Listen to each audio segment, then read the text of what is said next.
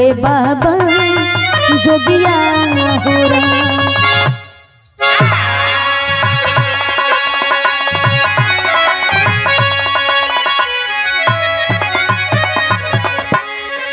और कई समासर 4 लाइन भूमिका से कहना है क्या?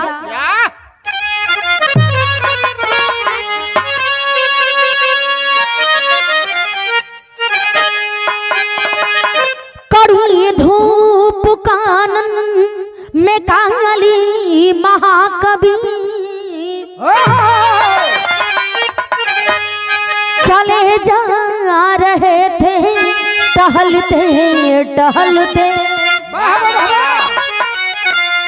ख्याल कुछ भी नहीं प्यास ऐसी लगी, कदम धर रहे थे संभलते संभलते, गम में जल के सजल हो गई थी नजर, नीर मिलता नहीं धीर मन में वो भरते, घड़ा ले के ग्वालिन दिखाई पड़ी, सिया राम कभी जी है बोले बिलखते।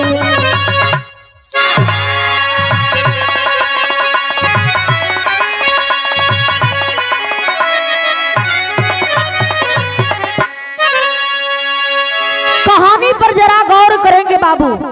सारी दुनिया जानती है मूर्खों में मूर्ख कालिदास जौने डार पर बाबू बैठे रहलन वही डार के काटत रहलन, लेकिन जब कालिदास जी को ज्ञान होता है बहुत बड़े कवि बन जाते हैं, बहुत बड़े ज्ञानवान बन गए। जब बहुत बड़े कवि बन जाते हैं बाबू, कालिदास जी को अपने ज्ञान पर अहंकार हो गया। सोचे लगलन बड़ा दूर दूर से लोग हमरा पास चल कर के आवत बा, लगत बा के दुनिया में हमरा से बढ़ियार कवि केहू है नहीं हो। बारे कालिदास जी को अहंकार हो गया, घमंड हो गया। जब घमंड भइल बा बाबू, बड़ा सुंदर लाइन कवि जी लिखले हुए। मास्टर एक लाइन गजल का अंदाज है कैसे?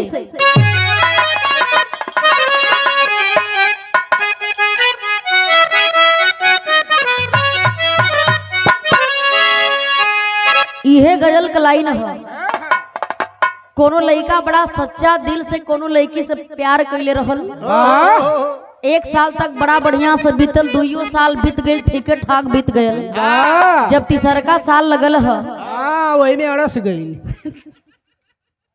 गजब आदमी बड़ा तो भैया, ये प्यार के ज्यादा भाई भाव समझलन। जब 3रा साल चढ़ल है, उ लड़किया के पते ना चलल कि गईल कहाँ।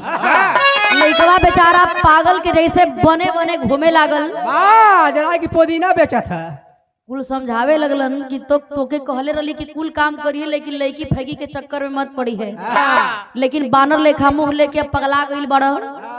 कहे लागल बेचारा के रे यार तुम लोग क्या समझोगे, इश्क तो अंधा होता है। ओकरा से सच्चे दिल से प्यार के लिए भैवा, लेकिन हमरे अकाउंट का पैसा जब ओकरा अकाउंट में गयल, उ लड़की तहिए से फरार हो गई। आज ले पते ना चलल कि गईल कहाँ। कुल काम सेट हो गई रहल, लेकिन ऐन मौका पर भाग गई। अच्छा तो आजकल कुछ ऐसा प्रेमी परल हुन भैया, संभर के ना रहा तो जरिए टंगा लगा के चल दिहन। देखा तो लड़की लेके भाग गई। कुछ यहाँ के प्रेमियों लड़को कुछ ऐसा हुन, यहाँ तक 1 रुपया कदी सिम भी खरीद के दिहन तो वो मांग के रख लिहन। समझिए कि काम कुछ होके वाला बा नहीं, तो प्रेम खत्म, अब कहानी खत्म, निकलला काम बा 2-4 हजार मिले तो लेके सरकला। ऐसा भी प्रेमी परल होने धरती पर, लेकिन वो बेचारा लड़का सच्चा दिल से प्यार कैले रहल। समझावता कहता का कहे मास्टर,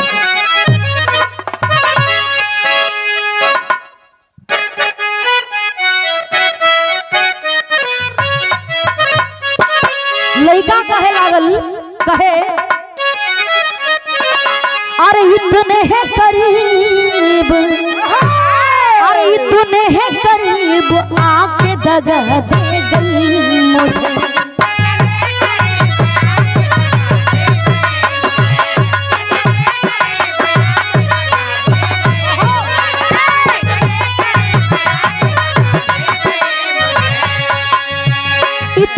करीब आके दगा दे गई मुझे।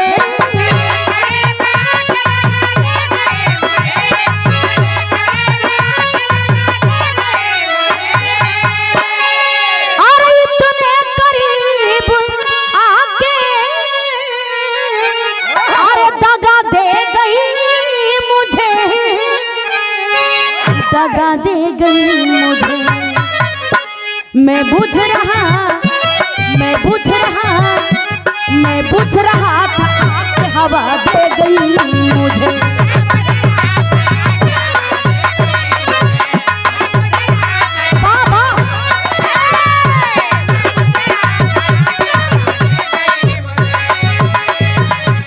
लेकिन आदमी के जब घमंड होला, अहंकार होला, बड़ा सुंदर लाइन बजरा गौर करेंगे, कहना है क्या? अरे गुरूर में इंसान को इंसान न दिखे।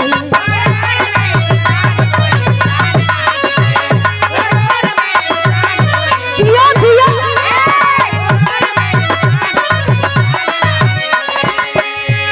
गुरूर में इंसान को इंसान न दिखे।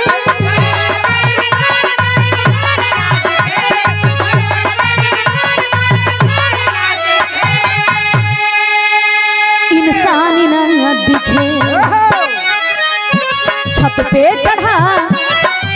चढ़ा तो जैसे मकान ना दिखे।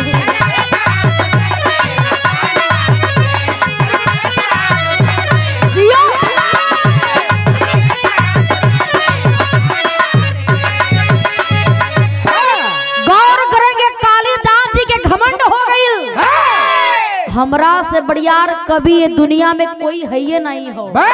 अब उनके घर में बैठल बैठल संतोष ना होता। कलन की पूरा दुनिया में घूम करके हम पता लगाई का सचमुच हमरा से बढ़ियार कोई कवि नहीं बा। घर से निकल जाते हैं बाबू, जेठ बैसाख का महीना बा, बड़ा कड़ाके का गर्मी पड़ता। जैसे कड़ाके का ठंडी पड़ता, यही तरह कड़ाके का गर्मी पड़त रहल। घर से निकल जाते हैं, कुछ दूरी पर पहुंचलन, सामने बड़ा भारी जंगल दिखाई देते बा। जैसे ही जंगल के बीचों बीच कालिदास जी पहुंचते हैं, कालिदास के बड़ा बेजोड़ प्यास लगल बा।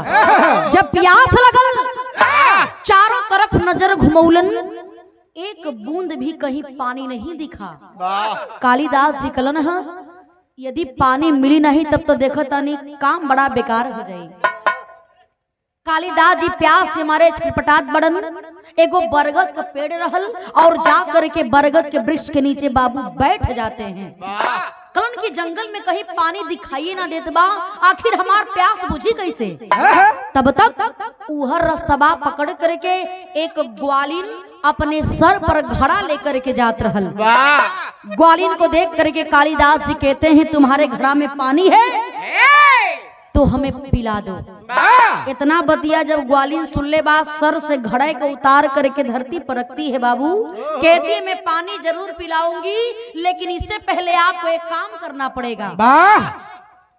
कालिदास जी कलन की काम करना पड़ेगा। कालिदास जी तक घमंड में पूरा चूर हुवन, फुल्लत हुवन। कलन की तोके पता ना कि हम के बानी। कलन की कवन काम करे कहतर तनी सही सही बताव। देखें बाबू, ग्वालिन कहती है, क्या कही मास्टर?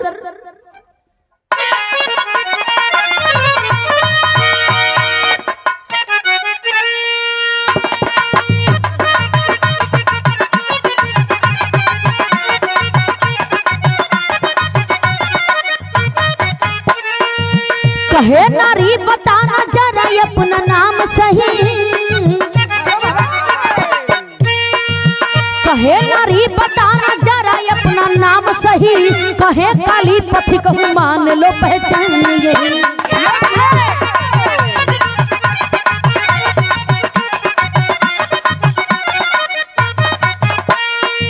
सुंदरी कहती शर्मयाती ना बताने में। सुंदरी कहती शर्मयाती ना बताने में। पथिक तो दो ही आदि अंत से जमाने में।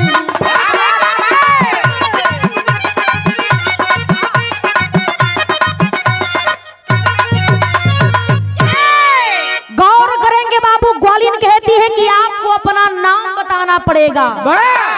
आपका क्या नाम है? अपना नाम बता दीजिए, मैं आपको पानी पिला दूंगी। कालिदास जी कलन की नाम पूरा दुनिया में हमार नाम इतना विख्यात हो गई बा कि लोग हमार नाम लेकर के कुछ लिखे का सहूर ना रहल तो कुछ ज्ञान हो गई। लड़की फैकी के जात हो के हमरा से हमार नाम पूछतिया।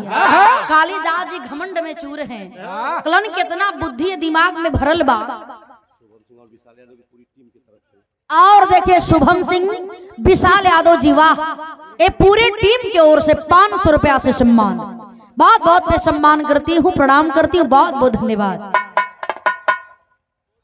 गौर करेंगे बाबू, कालिदास जी घमंड में चूर हो गए। कलन की अपना बुद्धि का प्रयोग करे दा। कलन की तुम हमारा नाम जानना चाहती हो ना? हमारा नाम जानना चाहती हो? हमारा नाम पथिक है। हमारा नाम पथिक है। इतना बतिया जब ग्वालिन सुनले बा कहे लगल कि पथिक माने जाने ला का होला। कालिदास जी कलन की हमरा के ढेर ज्ञान मत बताओ, हमरा के पता बा कि पथिक माने राही होता है। जो चलते हैं बाबू, जो चलते रहते हैं उन्हें राही कहा जाता है। इतना बतिया बाबू जब ग्वालिन सुनले बा कहे लगल कि तू अपने आप के पथिक कहत बड़ा। इस दुनिया में मात्र केवल 2 पथिक हैं, जिसे मैं ही नहीं बल्कि सारी दुनिया जानती है। आप तीसरा पथिक कहां से आ गए? कालिदास जी के खोपड़ी टनके लागल। कलन की पानी ना पियावतिया, देखे में 1 नंबर का फुहर लागतिया। आप बिना मतलब का बात करतिया। कलन की तब बताओ कि दुनिया में 2 पथिक के बा? ग्वालिन बता रही है मास्टर का कहे गीत लागल।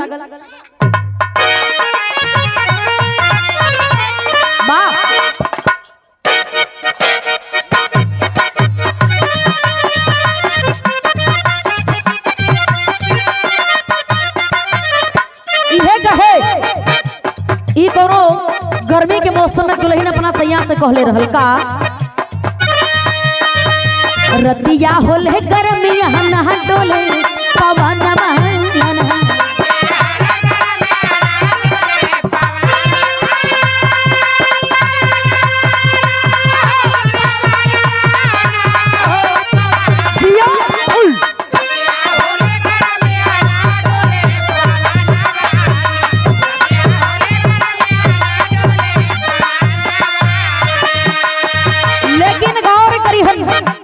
कहे लागल कालिदास जी से का कहे,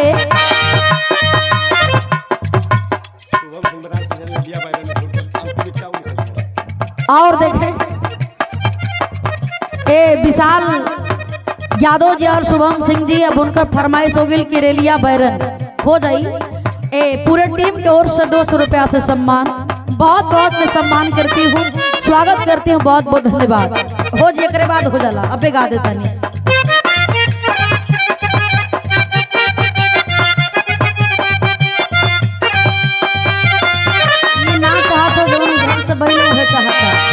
लेकिन गौर करे नाम का भी सुना देता नहीं। रेलिया बैरन पिया के लिए जाए रे।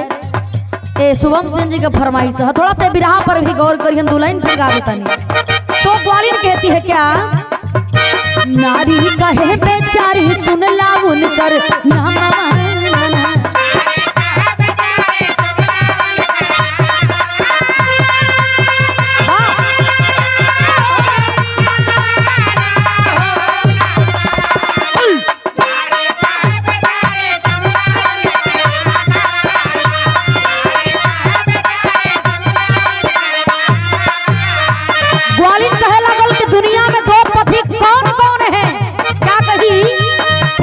सूरज दूसरा चांद हरदम चलत रहे श्रीमान।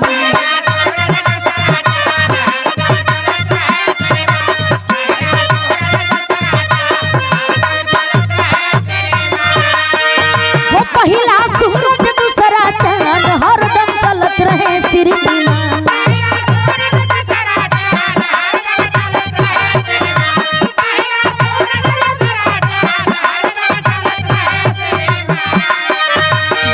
के झूक गईल है काल के घर धना।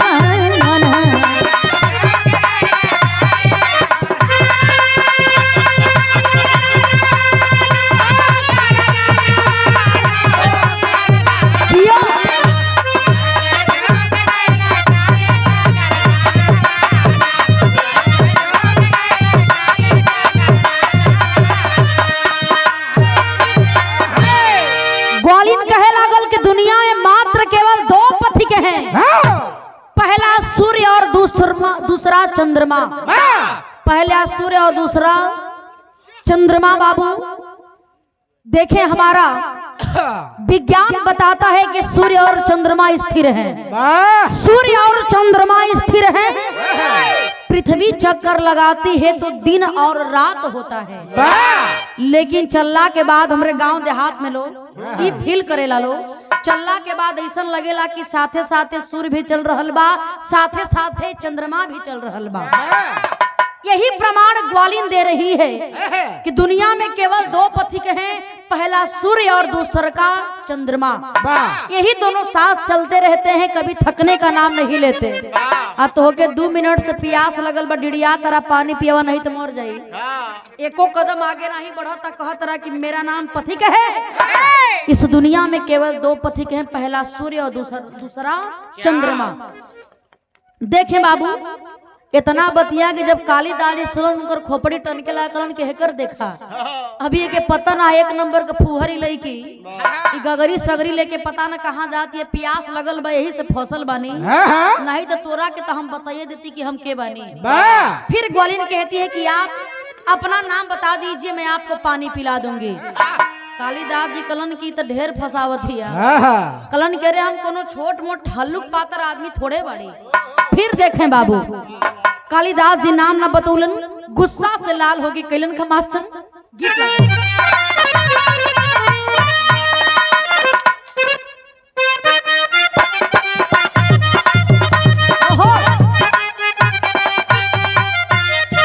देखा ठेकेदार साहब, विशाली थोड़ा एक गीत पर गौर करी है।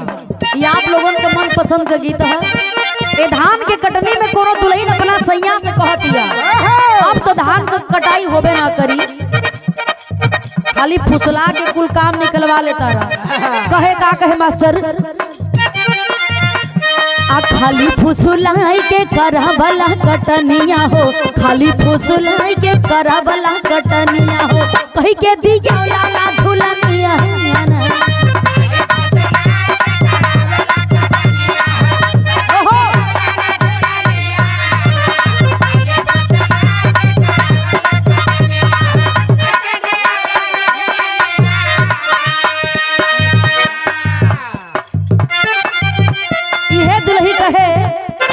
खाली फुसलाई के करा भला कटनिया हो, खाली फुसलाई के करा भला कटनिया हो, कही के दिखला ना झुलनिया।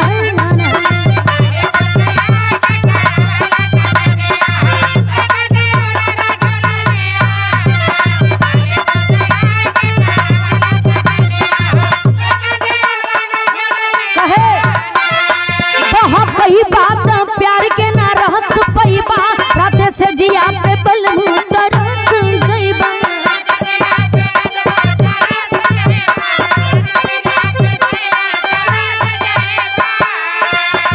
ओ बहा कही बात प्यार के ना रहस पैबा, राते से जिया पे बलमू तरस जइबा।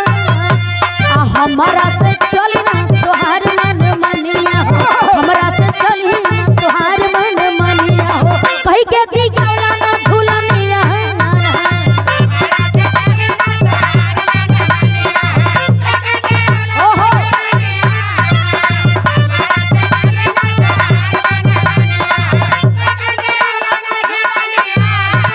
लेकिन गौर करी, हम ग्वालिन कहे लागल, का कहे, आ काली गुसियाई के ही कहले बचनिया हो, काली गुसियाई के ही कहले बचनिया हो, ढेर जनी पाना तू जनिया।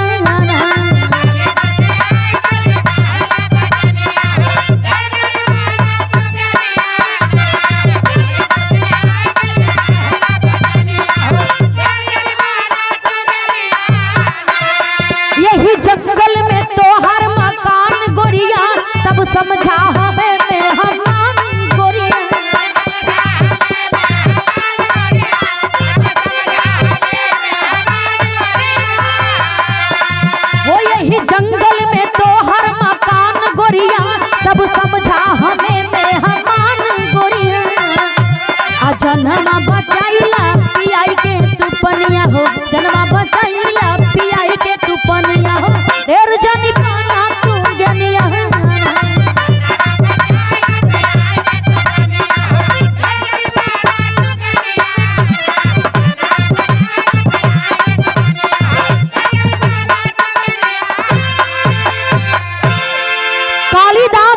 कि सुनो तुम हमारा नाम जानना चाहती हो।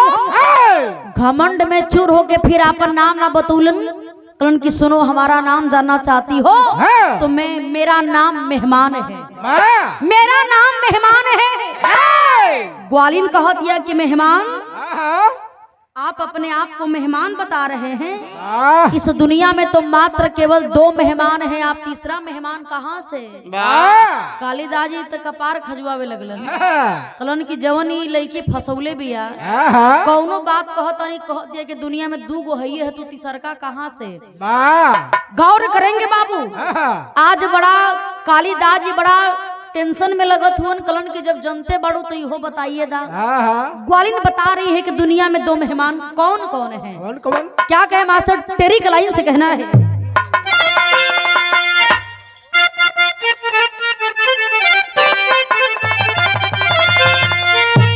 अरे मेहमान माधुई ये जाने दुनिया, अरे मेहमान माधुई ये जाने दुनिया कि पहला धम दूसरा यो बन बतलाई जनिया। अरे हाँ जनिया, अरे हाँ जनिया। ग्वालिन कहे लागल दुनिया में केवल 2 मेहमान। पहला मेहमान ये धन बाबू, ये धन मेहमान के जैसे होता है, कितनो रुपया कमा लिहल जाए, चाहल जाए कि 1 साल 2 साल यानी 2-10 दिन हमारे पास रह जाए तो यह संभव बात बा। आज घर में धन आई कल चल रही। धन मेहमान के जैसे होता है, मेहमान के जैसे आता है लेकिन टिकता नहीं है, चला जाता है। और दूसरा मेहमान यह जवानी होती है जो हर एक इंसान के पास एक बार आती जरूर है लेकिन टिकती नहीं है, चली जाती है। दुनिया में केवल 2 मेहमान, पहला मेहमान धन और दूसरा मेहमान यह जवानी।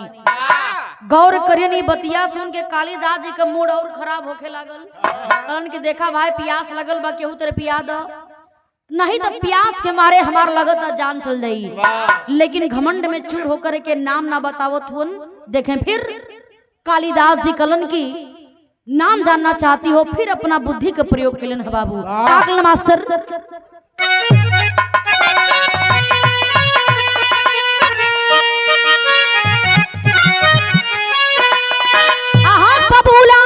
अरे कालिदास दे छनवा जनवा गाढ़े में, बबूला अरे कालिदास दे छनवा जनवा गाढ़े में, लागता कि ना बची है पर जनवा गाढ़े में।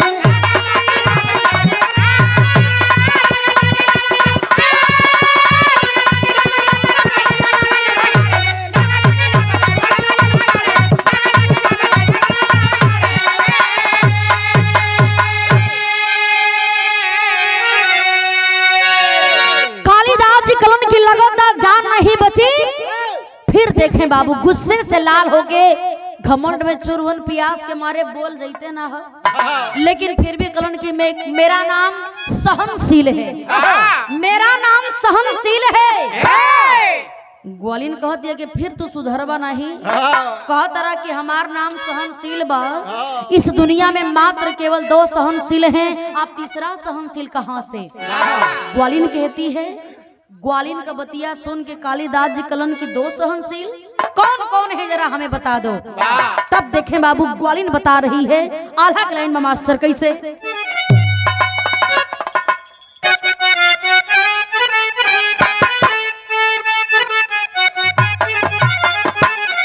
अरे गली बतावे ग्वालिन, अरे गली बतावे ग्वालिन सहनशीलता के भई।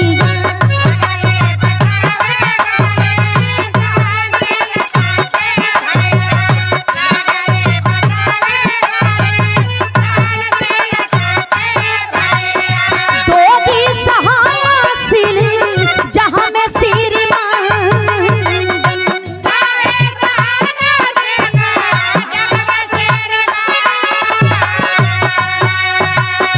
पहिला धरतिया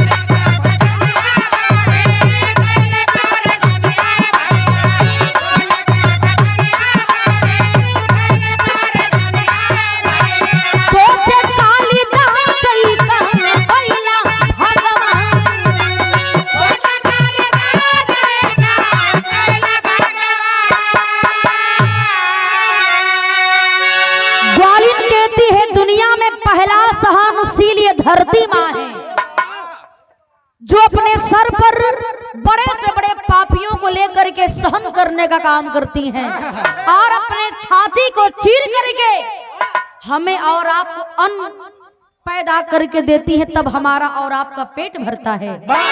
क्या आप धरती माता सभी बड़े सहनशील हैं? आपके बस की बात नहीं है। इस धरती पर पाप करने वाले हो, पुण्य करने वाले हो, दोनों को धरती माँ सहन करने का काम करती हैं। और दूसरा सहनशील यह पेड़ होता है। इंसान इस पेड़ पर कितना ही पत्थर मारता है बाबू, यह पेड़ इंसान को छाया देने का काम करता है, फल देने का काम करता है, ऑक्सीजन देने का काम करता है। इतना ही नहीं, जब इस शरीर से प्राण निकल जाता है तो अंतिम समय में इस शरीर को स्मशान घाट पर ले जा करके इसी पेड़ के लकड़ी से जलाया जाता है, तो हमारे और आपके शरीर का तरनतार होता है। पहला सहनशील धरती माँ और दूसरा सहनशील यह पेड़ होता है। इतना बतिया सुन करके कालिदास जी का सारा अहंकार चूर चूर हो गया। ए बाबू देखें, सोचे लगलन यह ग्वालिन कोई साधारण नारी नहीं हो सकती है, कोई साधारण नारी नहीं हो सकती। सोचत हुन अब तो नाम बतैला से कोनो फायदा नहीं बा। यदि हम नाम बता देव कि हमारा नाम कालिदास बा तो हमारे ज्ञान का कोनो मतलब नहीं बा। आज इस लड़की के सामने हमारा सारा ज्ञान फीका पड़ गया। हमें पता लगाना पड़ेगा कि आखिर यह ग्वालिन है कौन, आखिर यह ग्वालिन है कौन। देखें बाबू, आज यही बात कालिदास जी सोच रहे हैं। आप देखें उनके पास कुछ बचल नहीं है, फिर भी पानी मांगत हुन। ग्वालिन कहती है जब तक नाम नहीं बताएंगे तब तक एक बूंद पानी नहीं मिलेगा। कालिदास जी के पास से कहीं ऑप्शन और बचल हो, दिमाग लगेलन हाँ कलन के नाम बता के हम का करब। तब कालिदास जी फिर जबरदस्ती नौटंकी करके अपने फीलिंग के छुपा करके वो ग्वालिन का पता लगावे खातिर एक बहानाबाजी करके कहलन है। का कहलन मास्टर?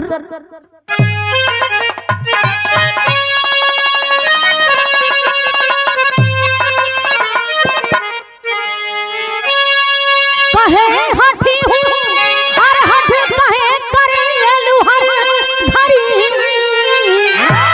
कहे हठी हूँ हर हठ कहे करे लुहर धरी, अरे झट से चल दिया गुजरिया उठा के गगरी।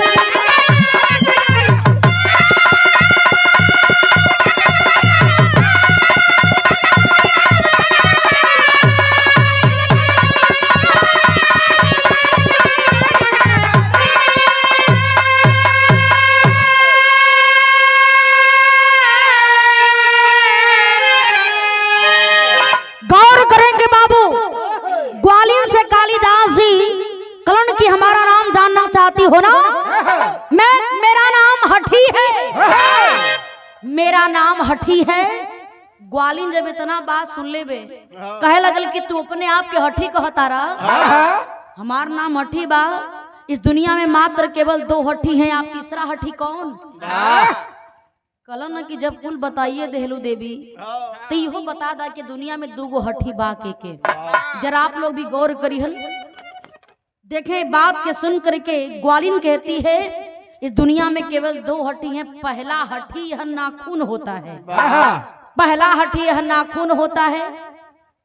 ये नाखून के यदि आप लोग आज काट देब चबा के 2-4-10 दिन के बाद बढ़े। हठी माने जिद्दी होला, जौन चीज के मने करबा वह करबा करी मनबे ना करी। तो पहला हठी यह नाखून, नाखून के काट के सोचबा के 2-4-10 दिन के बाद बढ़े तो मनबे ना करी। आज ही काटेंगे, आज से ही बढ़ना चालू हो जाएगा। और दूसरा हठी बाबू यह बाल होता है, बाल के आज छील देहला बा चाहे कहीं के बार होकर। अरे मोछ कहत है यार, और का कहत है यार, मतलब तो उससे कोई पूछा था तब वो बता दे मोछ ते कौन भेजा है।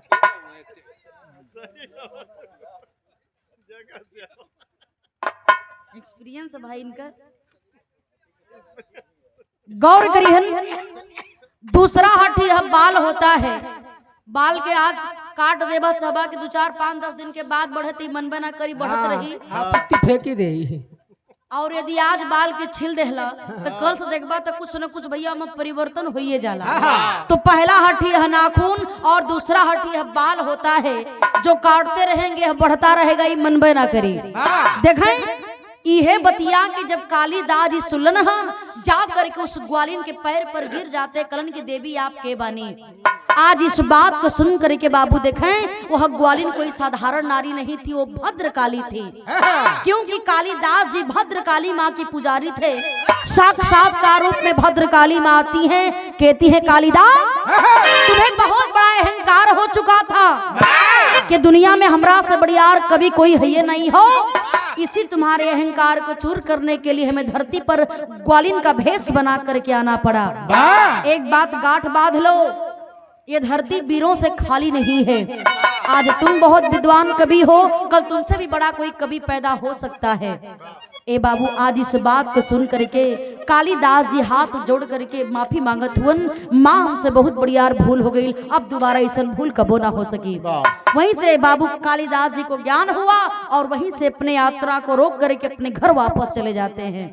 ये 4 दिन का जिंदगी है, 4 दिन में आदमी चाहता कितना लूट फूट के कितना चोरी बेईमानी करके हड़प के रख ले, लेकिन जहिया दाँत चियार के जाए के रही ना, जवन महल सबकर बेईमानी करके बनावल गईल है, केहू के दर्द दे के बनावल गईल है, वही महलिया से लोग निकाल के बहरा सुता दी है। एको मिनट में रहल बर्दाश्त नहीं करी है। तो 4 दिन का जिंदगी बाबू कौना चीज पर आदमी अहंकार करी, कौना चीज पे घमंड करी। कहा जाता है कि इंसान तो चला जाता है कृति अमर होती है, इंसान तो चला जाता है कृति अमर होती है, सावनी गुजर जाने के बाद इस जल की कदर होती है। जैसे जब गर्मी आवेला, जब सूर्य भगवान चनका घाम करेलन, लोग गरियन के सरवाई डूब जाता ठीक रहल, न हवे बहता न तो बरिसिये होता, कैसे ठंडा ही मिलल। ये समय इतना तेज ठंडा पड़ता कि तनको खाली भगवान जी उगत हो तब तक लोग चरपाई लेके बहरा निकल जाता है, कैसा हो एको मुझ भैया कम से कम घमवा दहिया पर लग जाता है। इसीलिए देखें बाबू 4 दिन का जीवन हो, हंस खेल के प्रेम से बिता लेवे के चाहिए। का केहू लेके आई है, का कोई लेके जाई। अच्छा कर्म करिहन, गईला के बाद लोग कहियन कि फलाने बेचारू बड़ा बढ़िया आदमी रहलन। गड़बड़ कर्म करबा समझे वाला आदमी रही तो समझ नहीं कलन कि ठीक भल मर गल, कहा से कि खाली मुँह पर चिकन चिकन बतियावेला, अब भीतर भीतर कितना ही खुफिया चाल चलेला हमके पता है, ठीक भल की हट गई। तो कर्म ही सबसे महान माना जाता है बाबू। कहानी खत्म भई, आखिरी लाइन है मास्टर। गुरु बिहारी गुरु रमन श्यामा